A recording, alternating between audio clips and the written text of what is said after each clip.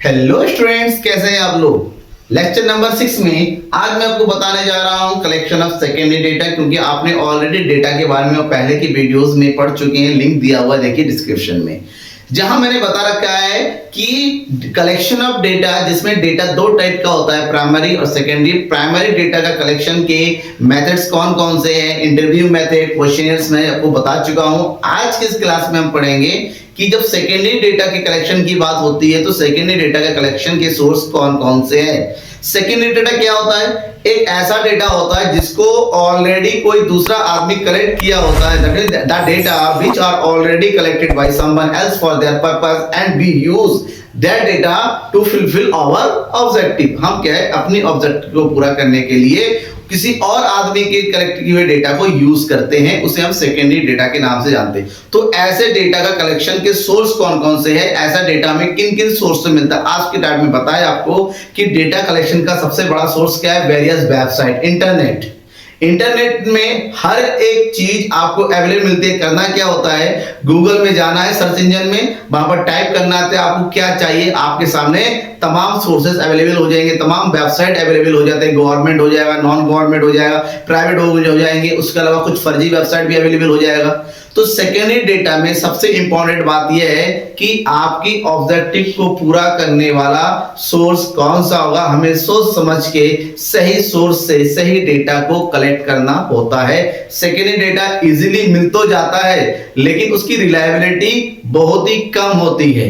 क्यों? क्योंकि किसी और का डेटा होता है। हमें क्या पता उसने डेटा को सही तरीके से कलेक्ट किया हो, क्या वो डेटा ओरिजिनल है या नहीं है, रिलायबल है या नहीं है, एक्यूरेट है या नहीं है, उसके बारे में हमें पहले पूरी तरीके से क्या करना पड़ता है, छानबीन करनी होती है, इन्वेस्टिगेट करनी होती है। अगर सब कुछ सही है उसके बाद ही उसको हमें अपने ऑब्जेक्टिव के लिए यूज करना चाहिए। तो चलिए, ये तो रही इसकी बात प्रिकॉशंस की, जिसकी अगर हम आगे भी डिस्कस करेंगे। सबसे पहले हम पढ़ लेते हैं कौन कौन से सोर्सेस है जहां सेकेंडरी डेटा कलेक्ट होता है। सेकेंडरी डेटा को कलेक्ट करने के दो बेसिक सोर्स है, एक है पब्लिश सोर्स और एक होता है अनपब्लिश सोर्स। पब्लिश का मतलब जो कहीं ना कहीं already published the data which are already published in someone else, like government publications होती है, सेमी गवर्नमेंट होती है, प्राइवेट पब्लिकेशंस होती है, न्यूज़पेपर होता है, मैगजीन होता है, रिपोर्ट्स है, ठीक है ना। ये सारी चीजें जहां कहीं ना कहीं ऑलरेडी पब्लिश हो चुकी है, दैट मींस छप चुकी हैं, जो हमें मिल जाता है प्रिंटेड ऑप्शन में, चाहे वो वेबसाइट में मिल जाए,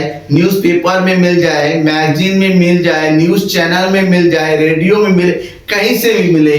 अगर हमें ऑलरेडी कहीं पर दिया हुआ है लिंक से, ठीक है ना, पब्लिश किया होता है, तो उसको हम पब्लिश सोर्स के नाम से जानते हैं। दूसरा होता है अनपब्लिश सोर्स। अनपब्लिश सोर्स ऐसे सोर्स होता है जहां पर डेटा कहीं पब्लिश नहीं होता है, मतलब ऐसा डेटा होता है जो मेरे ख्याल से सीक्रेट डेटा होता है, जो किसी को और तीसरे आदमी को, किसी और को नहीं दिखाना होता है। ऐसे डेटा को सीक्रेट रखा जाता है, फाइल में बंद करके रखा जाता है, या फिर सील पैक रखा जाता है, ताकि डेटा सीक्रेट रहे, उसकी जो सीक्रेसी होती है वो बनी रहे। सिक्योरिटी का सवाल होता है, हो सकता है किसी का प्राइवेट डेटा हो तो उसको पब्लिश नहीं किया सकता।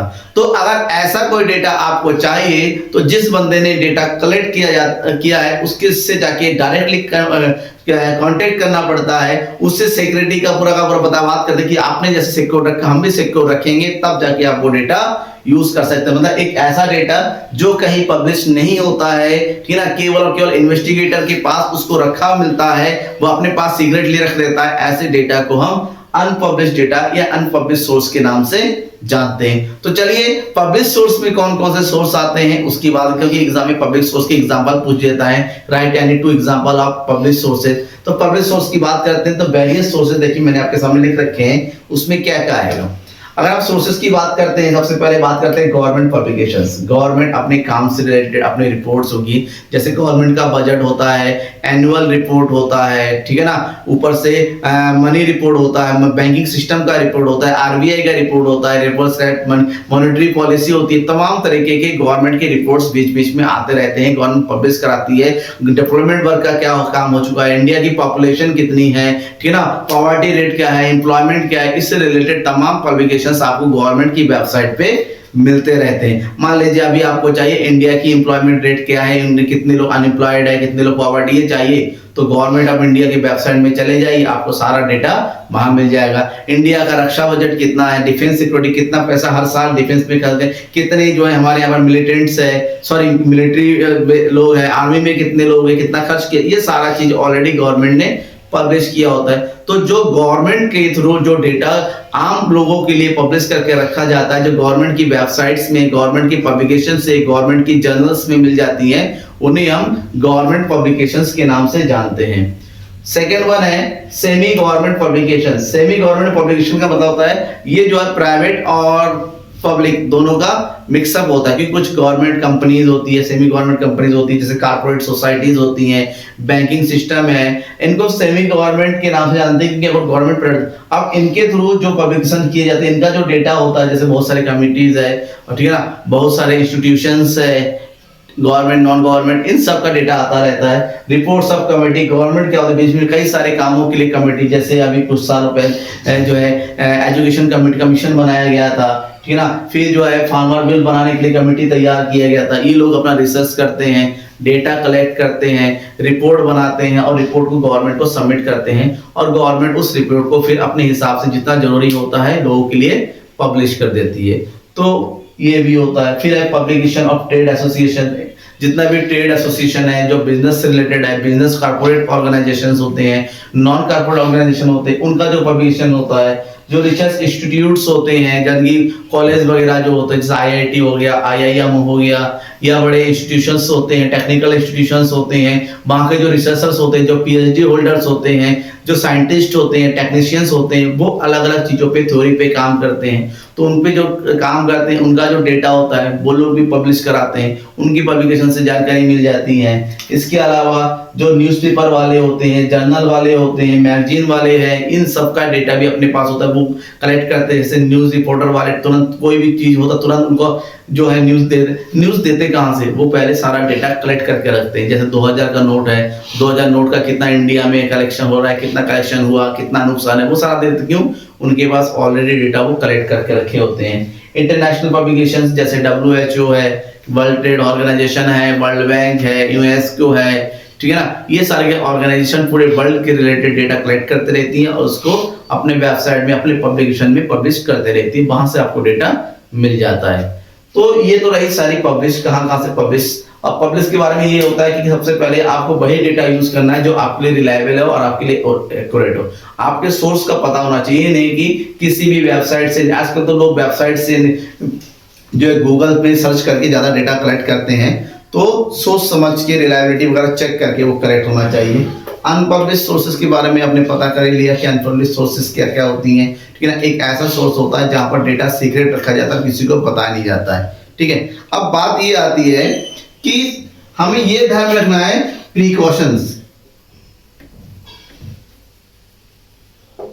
Precautions to use secondary data. क्या सेकेंडरी डेटा को यूज करने के लिए कुछ सावधानियां बरतनी पड़ेगी? बिल्कुल है। हमें यहाँ पर कुछ क्वेश्चंस के जवाब खुद ब खुद ढूंढने होते हैं। वो क्या ढूंढना होता है, हमें सबसे पहले ये पता करना होता है कि whether data are reliable or not।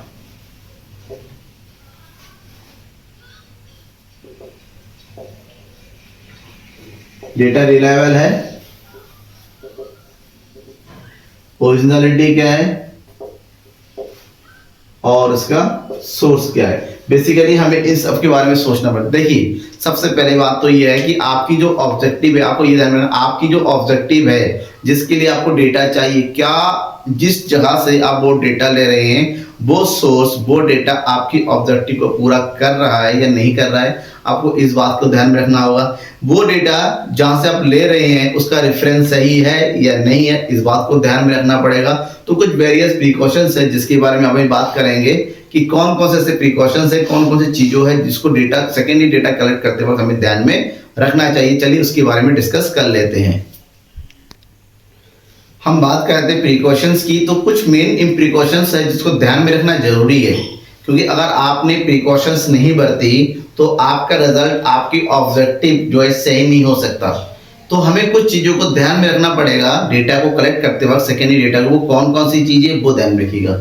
सबसे पहले एबिलिटी ऑफ कलेक्टिंग ऑर्गेनाइजेशन, जिस ऑर्गेनाइजेशन ने वो डेटा कलेक्ट किया है उसकी एबिलिटी क्या सही है, क्या उसने अपने दम पर अपनी ओरिजिनल डेटा कलेक्ट किया हुआ है या उसने भी किसी और का डेटा कॉपी या पेस्ट किया। इस चीज को आपको सबसे पहले ध्यान रखना होगा, उसके बाद ही आप उसको अपने लिए यूज करेंगे। Second one, objective and scope. जो ऑर्गेनाइजेशन ने जो डेटा कलेक्ट किया हुआ है उस ऑर्गेनाइजेशन का ऑब्जेक्टिव क्या था, उसका स्कोप क्या था, किस ऑब्जेक्टिव के हिसाब से उसने डेटा, क्योंकि डेटा का कलेक्शन ऑब्जेक्टिव पे डिपेंड करता है। क्या उसकी ऑब्जेक्टिव और आपकी ऑब्जेक्टिव मैच करती है? अगर मैच करती है तो डेटा मैच करेगा, अदरवाइज वो सही नहीं रहेगा। उसका ऑब्जेक्टिव कुछ और था, आपका कुछ और है, उसके बाद भी आपने उस डेटा कलेक्ट कर लिया, हो सकता है आपकी जो नीड है, आपकी जो फुलफिलमेंट है वो पूरा ना हो। मेथड ऑफ कलेक्शन, आपको यह भी पता होना चाहिए कि डेटा को किस मेथड से कलेक्ट किया गया है। पर्सनल डायरेक्ट इंटरव्यू है या ओरल इन्वेस्टिगेशन से है, क्वेश्चनियर्स है, शेड्यूल्स है, टेलीफोनिक मेथड है या फिर सैंपलिंग मेथड से यूज किया गया है, सेंसस मेथड से यूज किया गया है। आपको मेथड के बारे में पता होना चाहिए। मैंने भी कहा ना सेंसस एंड सैंपल, इसके बाद वाले वीडियो में आपको मैं सेंसस और सैंपलिंग क्या होता है डिटेल से बताऊंगा। फिलहाल आपको ध्यान में रखना है कि डेटा का जो कलेक्शन हुआ है वो किस तरह से हुआ, ठीक है।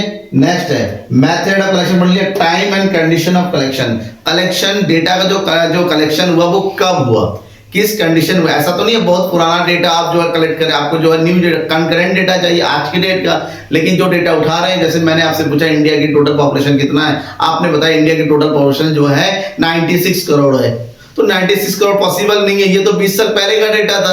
आपको करंट टाइम का बताना है तो करंट टाइम का डेटा बताएंगे, तो उसको कलेक्ट करना पड़ेगा। जिस वेबसाइट से आपने वो डेटा उठाया था वो वेबसाइट के अकॉर्डिंग वो कब डेटा कलेक्ट किया गया, तो टाइम जरूर देखना है, ठीक है ना। उस सोर्स का टाइम देखना है, कलेक्शन का टाइम देखना है, ध्यान रखिएगा। नेक्स्ट है डिफिनेशन ऑफ यूनिट। जिस यूनिट के तहत उसको जो रखा गया है, उसको कलेक्ट किया गया है, उसको जो है सही से रिप्रेजेंट किया गया है, उस यूनिट की डेफिनेशन। जैसे कुछ चीजों को नंबरों में शो किया जाता है, किसको जो है मिलीलीटर, यूनिट्स, अलग अलग नंबरों से, ये अलग अलग स्टैंडर्ड में शो किया जाता है। आपको उस यूनिट के बारे में प्रॉपर पता होना चाहिए। अगर वो ग्राफिकल रूप में है तो ग्राफ में कितने यूनिट पे कितना नंबर वगैरह लिया है, ये सब चीजें आपको पता होना चाहिए। और लास्ट है एक्यूरेसी लेवल, जरूर चेक कीजिए क्या डेटा एक्यूरेट है, उसकी एक्यूरेसी लेवल सही है, क्या उसको आप अपने लिए, अपने उद्देश्यों की पूर्ति के लिए, अपने ऑब्जेक्टिव को पूरा करने के लिए यूज कर सकते हैं। इन सब छोटी छोटी चीजों को आपको ध्यान में रखना है, तभी जाके सेकेंडरी डेटा आपके लिए यूजफुल हो सकती है, अदरवाइज ये आपके लिए बेकार हो जाएगा, आपका रिजल्ट सही नहीं होगा। समझ में आ गया। सेकेंडरी डेटा में डाउट होता है तो जरूर पूछा करिए, आपके डाउट का मुझे बेसब्री से इंतजार रहता है। लगातार बच्चे कमेंट करते हैं तो आप भी कमेंट करके बताइए कि इसमें प्रॉब्लम क्या होती है। बिल्कुल आपके हर एक प्रॉब्लम को सॉल्व करने की पूरी मैं कोशिश करूंगा। और हाँ, अपने जो दोस्त है उनको भी बोलिए कि the economics Guru Nakul sir की क्लास स्टार्ट है, जल्दी से जुड़े, हर एक कॉन्सेप्ट पूरे तरीके से क्लियर हो जाएगा। Thank you and bye.